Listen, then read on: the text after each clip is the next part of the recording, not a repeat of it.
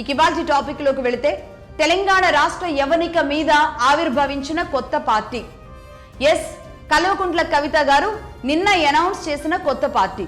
దీని గురించి ఇవాల్టి టాపిక్. నిజానికి కల్వకుంట్ల చంద్రశేఖరరావు గారు కేసీఆర్ గారి కుమార్తెగా, ఒక ఉద్యమ నాయకుడిగా, ఒక మాజీ ముఖ్యమంత్రిగా 10 ఏళ్ల పాటు తెలంగాణ మీద తనకున్న ఒక ముద్రగా, కేసీఆర్ కుటుంబం నుంచి వచ్చిన కల్వకుంట్ల కవిత తన బిడ్డగా వచ్చి పెట్టిన పార్టీ.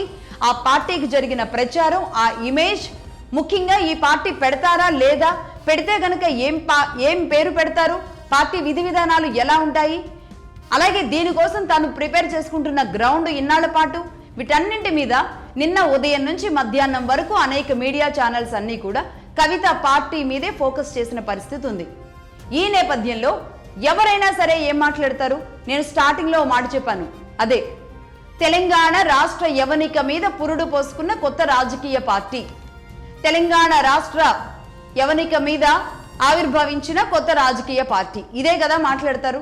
కానీ కవిత గారు ఎందుకో ఎవరికి అవకాశం ఇవ్వలేదు, ఈ మాట అనే అవకాశం ఎందుకో ఇవ్వలేదు అనిపించింది నాకు.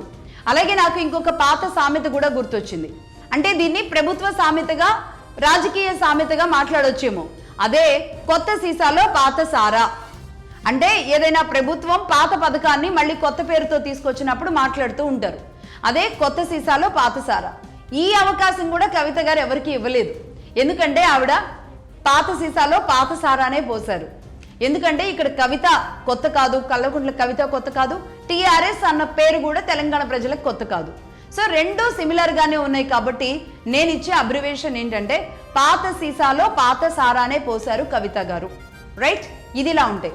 ఇక పార్టీ సిమిలారిటీస్ విషయంలోకి వస్తే, బీఆర్ఎస్ పార్టీ బీఆర్ఎస్ గా ఆవిర్భవించడానికి ముందు అందరికీ తెలిసింది 2001లో ఏప్రిల్ 27న శుక్రవారం రోజు తన మంత్రిత్వానికి అన్నిటికీ రాజీనామా చేసి టీఆర్ఎస్ తెలంగాణ రాష్ట్ర సమితి అని చెప్పి కేసీఆర్ గారు తీసుకొచ్చిన పార్టీ ఏ రోజు?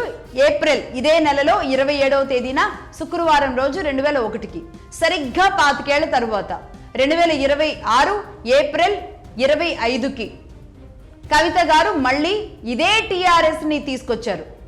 ఇదే టీఆర్ఎస్ 25 ఏళ్ల తరువాత, అప్పుడు పుట్టిన టీఆర్ఎస్ మళ్ళీ టీఆర్ఎస్ గా 25 ఏళ్ల తరువాత పుడుతుంది అని ఎవరైనా ఊహించారా? నిజంగా రాజకీయాలు ఎలా ఉంటాయి, కర్మ సిద్ధాంతం ఎలా ఉంటుంది, ఏమిచ్చామో ఏది ఎలా తిరిగొస్తుంది అని చెప్పడానికి ఇదే ప్రధానమైన ఎగ్జాంపుల్ ఏమో అనిపిస్తుంది. ఆయన శుక్రవారం ప్రారంభించారు, ఈవిడ శనివారం ప్రారంభించారు. ఆయన 27వ తేదీన ప్రారంభించారు, ఈవిడ 25న ప్రారంభించారు. ఆయన ఏప్రిల్లో పెట్టారు, ఆవిడ ఏప్రిల్లోనే పెట్టారు. ఆయన టీఆర్ఎస్ తెలంగాణ రాష్ట్ర సమితి అన్నారు, కవిత గారు తెలంగాణ రాష్ట్ర సేన అన్నారు. ఎంత సిమిలారిటీస్ దగ్గరగా ఉన్నాయో చూడండి. అలాగే కింద అసోసియేషన్ అని చెప్పి చిన్న బ్రాకెట్లో పెట్టారు. అంటే రేపు లీగల్ సమస్యలు రాకుండా ఉండడానికో, లేదంటే రిజిస్ట్రేషన్లో ఇంకా పూర్తిగా ఆ ఫార్మాలిటీస్ కంప్లీట్ కాలేదో తెలియదు, కానీ కింద అసోసియేషన్ అని ఇచ్చారు. సో మొత్తానికి టీఆర్ఎస్ 25 ఏళ్ల తర్వాత మళ్ళీ పుట్టిన బిడ్డే మళ్ళీ పుట్టింది 25 ఏళ్ల తరువాత. బీఆర్ఎస్ గా మారిన తరువాత, నిజానికి బీఆర్ఎస్ బి జాయిన్ అయిన తరువాత టీఆర్ఎస్ కి కష్టాలు మొదలయ్యాయి. చాలా మంది సెంటిమెంటల్ గా కూడా బి అనేది కలిసి రాలేదు అని భావించారు. ఎందుకంటే ఎప్పుడైతే బి పెట్టారో ఆ తర్వాత జరిగిన ప్రతి ఎన్నిక కూడా ఓటమి పాలవడమే జరిగింది కేసీఆర్ గారు. ఇక అక్కడి నుంచి ఆయన అసలు పూర్తిగా, గతంలో అధికారంలో ఉన్నప్పుడే ఫామ్ హౌస్ లో ఉండేవాళ్ళు, ఆ తర్వాత పూర్తిగా ఫామ్ హౌస్ కే పరిమితం అయిపోయిన పరిస్థితి. రైట్, ఇది ఇలా ఉంటే అసలు కవిత గారు ఏం చెప్పారు నిన్న పార్టీ ఆవిర్భావ సమయంలో మనం చూద్దాం. తెలంగాణ సమాజం ఎవ్వరూ కూడా ఊహించని స్థాయిలో, నిజానికి తెలంగాణలో ఆడబిడ్డలు అంటే కొంచెం ప్రేమ ఎక్కువ ఉంటుంది, ఆడపిల్లల మీద చాలా ఎక్కువ ప్రేమ ఉంటుంది, కొంచెం కాదు. అలాంటిది ఇదే తెలంగాణ సమాజంలో ఒక ఇంటి ఆడబిడ్డ ముఖ్యమంత్రిగా చేసి, ఉద్యమ నాయకుడిగా చేసిన అంత పెద్ద ఒక ఇమేజ్ ఉన్న వ్యక్తి, అవునన్నా కాదన్నా అంత ఒక టవర్ పర్సనాలిటీ అని చెప్పాలి కేసీఆర్ గారు. అలాంటి కేసీఆర్ గారి కుటుంబం నుంచి బయటకు వచ్చిన కవిత ఆ ఇంటి బిడ్డగా డైరెక్ట్గా తండ్రికే బాణాలు ఎక్కుపెట్టారు. కన్న తండ్రికే బాణాలు ఎక్కుపెట్టి మాట్లాడారు. కన్న తండ్రి చేస్తున్నది తప్పు అని ఇంత పెద్ద వేదికగా, అలాగే తండ్రి పెట్టిన పార్టీ పేరునే అనౌన్స్ చేస్తూ ధైర్యంగా, బాహాటంగా మాట్లాడడం అనేది నిజంగా తెలంగాణ రాజకీయ జీవిత చరిత్రలో నా భూతో నా భవిష్యత్ అని చెప్పొచ్చేమో. ఇక మీదట ఏ బిడ్డ ఇలా చేయకపోవచ్చు, గతంలో కూడా ఏ బిడ్డ ఇలా చేయలేదు. రైట్, ఇది నాకు స్టార్టింగ్లో చెప్పాలనిపిస్తుంది. రైట్, దాంతోపాటు ఆవిడ తన కన్న తండ్రికి ఎక్కుపెట్టిన బాణాల్లో మాట్లాడిన విషయాలు. కేసీఆర్ గారు మన మనిషి కాదు మర మనిషి అంటున్నారు. మర మనిషి అంటే ఒక మిషన్ లాగా ఉన్నారు అని. అంటే ఆయన ఏం మిషనో మరి. రైట్, ఇక ఇసుక దందా నేరేళ్ల ఘటన ఇలాంటి విషయాల్ని మాట్లాడారు. ఇసుక దందా విషయం, నేరేళ్ల ఘటన విషయం ప్రతిపక్షాలు ఆ రోజు బలంగా మాట్లాడాయి. అదే విషయాన్ని ఆవిడ ఉటంకించారు.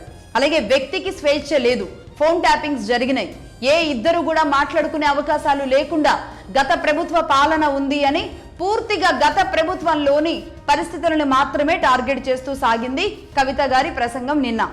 ఆనాడు పరిపాలించిన కుటుంబంలో భాగమైనందుకు నేను కొన్ని విషయాలలో సిగ్గుపడుతున్నాను అని చెప్పారు. అంటే ఆనాడు నేను అందులో ఉండడం, ఆ గవర్నమెంట్లో ఉండడం పట్ల నేను సిగ్గుపడుతున్నాను, అలాగే తెలంగాణ ప్రజల్ని క్షమించమని కూడా కోరుతూ ఉన్నాను అని చెప్పారు. తెలంగాణ సాధించినందుకు జన్మ ధన్యమైందని మాత్రం భావిస్తున్నాను అన్నారు. మరి ఆ కుటుంబంలో ఉండడం వల్లే కదా జన్మ ధన్యమైంది, భావిస్తున్నా అన్నారు. అలాగే రేపటి నుంచి మా పనితీరు ఎలా ఉండబోతుందో కూడా మేము మా కార్యాచరణని అనౌన్స్ చేస్తాం, అది చూస్తే మీరంతా షాక్ అవుతారు అని చెబుతున్నారు.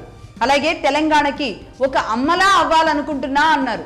కూతురే కాలేదు ఇంకా అమ్మేమవుతుంది అని ప్రశ్నలు రావా? రైట్, తెలంగాణ సాయుధ వీరుల త్యాగాలను గుర్తు చేశారు.